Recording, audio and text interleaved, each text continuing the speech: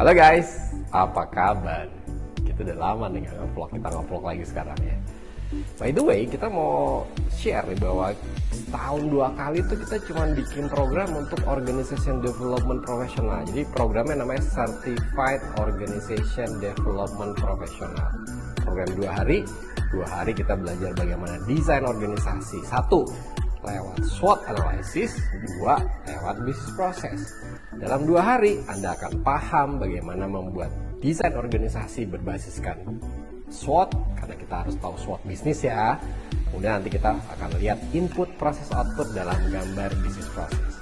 So 2 hari, itu program jarang loh.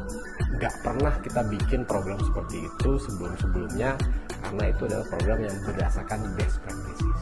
So, ikutin deh programnya, namanya CODP, Certified Organization Development Professional. Oke, ditunggu ya. See you.